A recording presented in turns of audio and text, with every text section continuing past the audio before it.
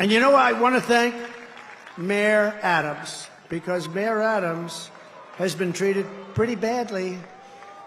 You know, when he said that this whole thing with the migrants coming into New York, this is just not sustainable. You know, we can't do it. We're trying to run a city. We got 100,000 migrants coming. We can't do it. It just can't do it. It's not feasible. It's not good. He said it very nicely. I said, well, he's going to be indicted by these lunatics for saying that. A year later, he got indicted. I think they upgraded his seat in an airplane. I heard that's a very serious charge. They've upgraded my seat a lot, too. I used to fly commercial. I don't fly it so much anymore. But they'd see me back there and, sure, would you like an upgrade? I don't know. Maybe it's something else. But I have to tell you, he's been really great. And he said that they shouldn't be calling Trump a dictator because it's not true. That's nice. That was nice. Very nice. So we want to thank Mayor Adams. He's going through a hard time with these people. These are lunatics, by the way. They've weaponized the Justice Department against their political opponent. I am under investigation more than the great, late Alphonse Capone.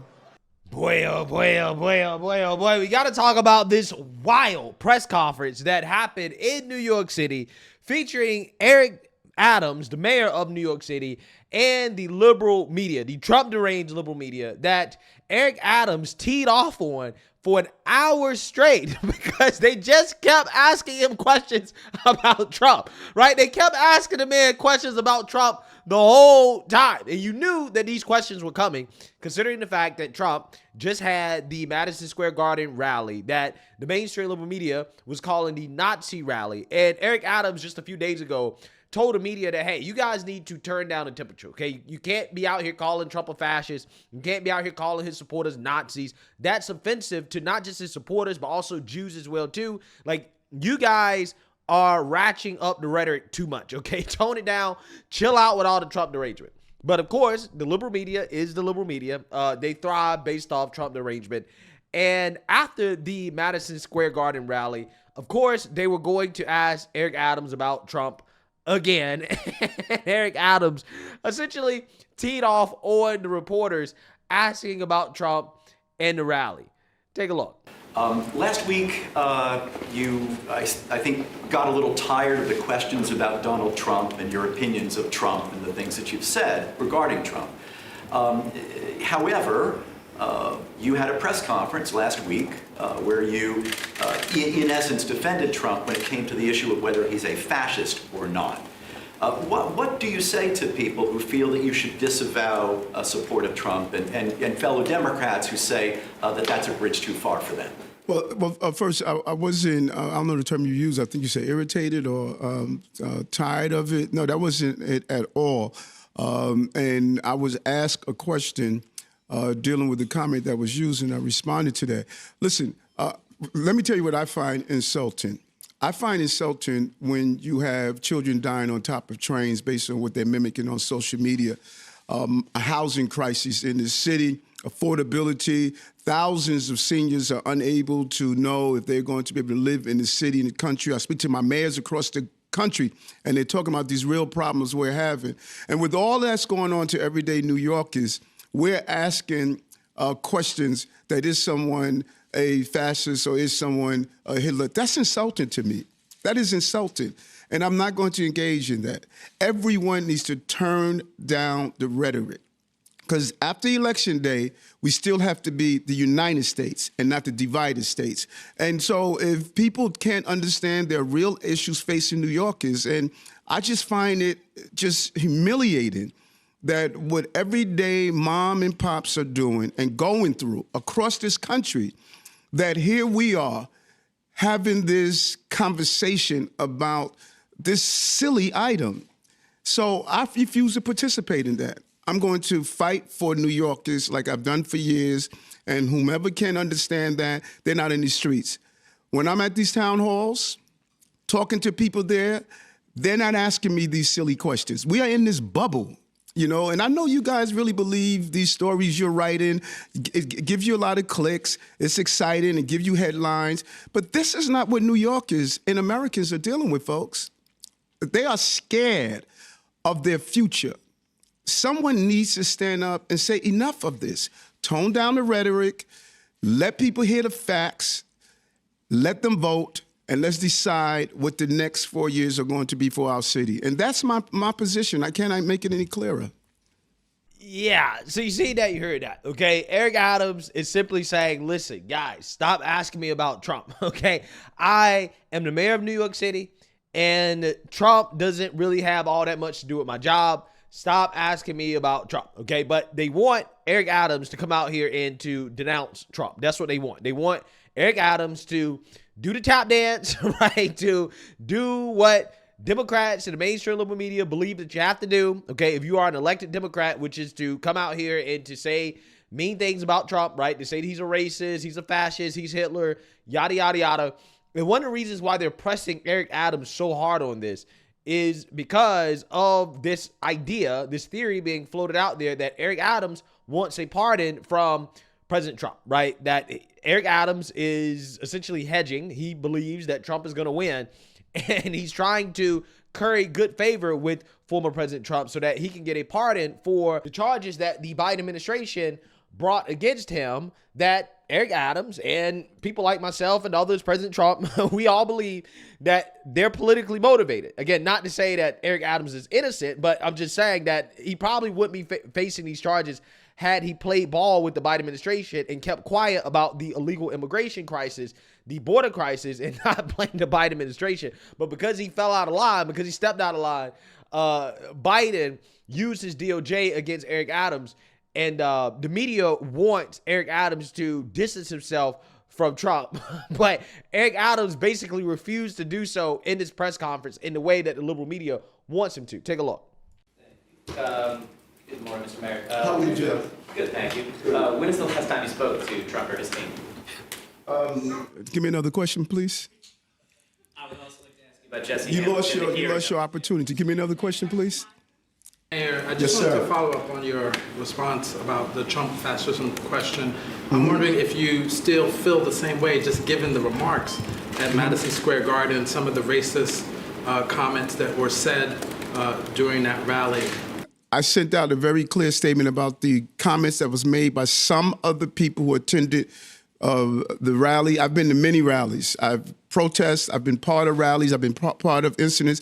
And I've witnessed people stand up at podiums and say, you know, I cringe at some of the things that they said. So you can't demonize an entire population based on the actions of those who attend. And so I'm clear. But at the same time, let's get it clear.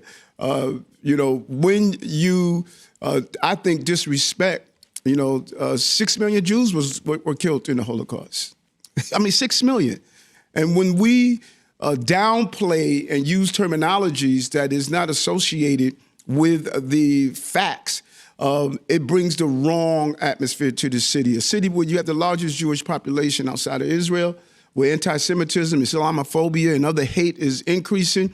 Folks, we got to turn down this noise. I don't know if we're comfortable with what we're seeing in our country. I'm not. Thank you. Mr. Mayor, Yes. I know you said New Yorkers... I know you said. I know you said New Yorkers don't care about whether or not Trump's a fascist, but Vice President Kamala Harris's campaign has made a big deal of that, right? Her campaign and her surrogates have very much leaned into the messaging that he's unhinged, that he's a fascist. By saying that he's not a fascist, are you not at all concerned that you're undermining her messaging and indirectly helping Trump with the election just days away? Comptroller Lander has also said that your unwillingness to criticize Trump makes it seem like you're seeking a pardon from him. Are you seeking a pardon from him? Lander, ooh, he's the moral authority of life, Listen, next question. Are you not going to Next question. Next question. Yeah, so you see that, you heard that, okay? Trump derangement turned up to the max during this whole press conference, right? And this is the question that really gets me. And it really exposes just how biased the media is, okay? And just how authoritarian the media is, okay? For the same people that are boohoo whining, crying about fascism, it seems as if they're doing what Democrats and liberals do best. They're projecting, because these people were crying about the New York City police chief doing an interview on Newsmax. during the Trump Madison Square Garden rally. Yes, they were boohoo, whining, and crying, demanding that the police be reprimanded, right? That there should be punishment because the police chief did an interview on Newsmax about the safety and security of the city during the rally. I'm not joking. Take a look. Thank you. Two questions for you, Mr. Mayor. The first, John Shell appeared at the Trump rally at MSG in uniform. Do you think that's appropriate? Is there any kind of reprimand or discipline that you think would be appropriate if you find that to not be an appropriate mixing of city government work and a political campaign? And second, if Trump wins, do you believe that he'll be a partner to you in New York City? No matter who is the president, I'm going to work with to do the best for New York. I love New York from the days of being a young man to my role as a police officer to every other office that I've held. And I'm going to work with whoever is the president of the United States to make sure that this city can continue to prosper. That's clear, and I say that over and over again. But I need to understand the John Shell piece.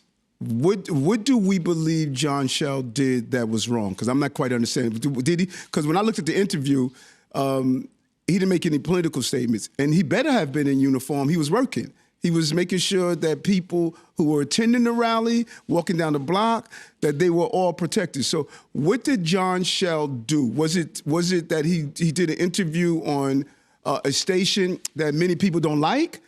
But I don't hear anybody, not one person talking about the fact that he did an interview on NBC, CBS, AP, and others. So if the rule is that we don't talk to any outlets that we don't like, then, let me get out of here.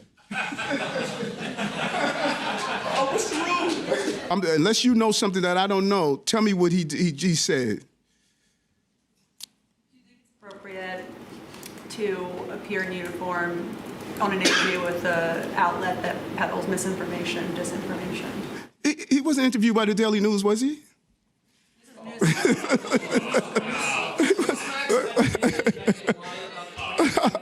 Well, Chris, how many times have you wrote an article that was misinformation and lied? How many times have you did it? That the PC was leaving on Friday, walking out as early as Friday. Okay. So don't. If that's the standard, if the standard of we should not be talking to people because people put their personal opinions into stories and coverage. Come on, folks. Let's stop acting like all of you have a halo over your head. You bring your personal opinions into these conversations. He didn't do anything wrong. And just because you dislike an outlet, that is not enough to say we should not be interviewing with that outlet. If that endangers your whole freedom of press. That's what all of you talk about. That endangers everything you say you believe in. Freedom of press. Either you have freedom of press or you don't. It's not freedom of press that I like. Let's be clear on that. It's freedom of press. Is there freedom of press or not? If there's no freedom of press, let me know. No, Mayor Adams, there is no freedom of press. Evidenced by the fact that the mainstream liberal media is freaking out about Jeff Bezos essentially telling the Washington Post that, hey, you can't be overt Democrat Party propaganda anymore. You need to hire actual conservatives, and we're not going to be endorsing political candidates, a.k.a. we're not going to endorse Kamala Harris, which is something that all of the media right now is pissed off about because, again, they don't believe in an actual free and neutral press. Okay, they do not believe in that at all. Evidenced by that story that we just talked about and also this story, which is that the media, they're so Trump deranged that they quite literally have a problem with the police chief giving an interview in uniform to Newsmax because they don't feel that Newsmax is a legitimate platform, right? They don't believe that Newsmax is a legitimate outlet. Therefore, city officials should not be doing interviews on Newsmax. Although Newsmax is 100% a legitimate news outlet, it's just as legitimate as CNN or MSNBC or Fox News or ABC or any of these outlets that these reporters work for. But because they have opinions that the reporters don't like, they say, well, you shouldn't do any interviews with Newsmax because it legitimizes them. Again, this is disgusting This is authoritarian type behavior. These are the same people that are boohoo whining and crying about fascism and authoritarianism, but they're showing you that they're the real authoritarians because they are trying to dictate which outlets politicians should talk to and which ones they should not talk to. They're the ones that are trying to dictate what's legitimate and what's not legitimate, what is fact and what is fiction. They want to have a monopoly on truth. They want to be the arbiters of truth.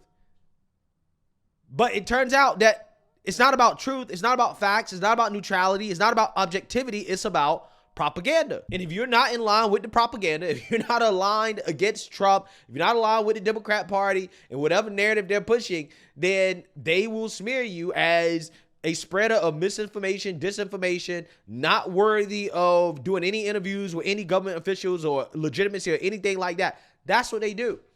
Okay? This is why they tried so hard throughout the whole interview to make Eric Adams say something bad about Trump. They wanted to make Eric Adams do the top dance, and he refused. He refused to do it. Now, at one point in this interview, he was asked about who he's going to vote for, and he says that he hasn't changed who he's going to vote for. I think that he endorsed Kamala Harris. I think that was before the indictment, though. Okay, and I personally don't believe Eric Adams. I believe that he's voting for Trump. Right? I believe 100% he's voting for Trump. Okay, there's a reason why he's coming out and saying the things that he's saying. Okay, Eric Adams is woke as hell. And, I think that he's trying to save himself. But at the same time, Mayor Adams, it's never too late to get on board the Trump train, right? It's never too late to come out and to say, hey, I am rescinding my endorsement of Kamala Harris and I am supporting Trump. And most importantly, spilling the beans on the Democrats, coming out here and exposing the corruption of the Democrats while at the same time reminding the American people of the terrible job the Democrats have done when it comes to the southern border, right? You should be the one out here telling the rest of this country, warning the country about the negative consequences of the illegal immigration crisis. You need to be sounding the alarm. That's the best thing you can do to help Trump get elected. And who knows, maybe Trump will give you that pardon. I don't know, but I'm just saying, you can play your part, Mr. Adams, okay? I see what you're doing here, okay? You're not doing the tap dance that the media wants you to do. I'm just saying you could piss him off even more by coming out here and trashing Democrats. That's what I want to see from Eric Adams. But hey, let me know what you guys think. Make sure you like, comment, and subscribe. Most importantly, share a Black conservative perspective. Peace.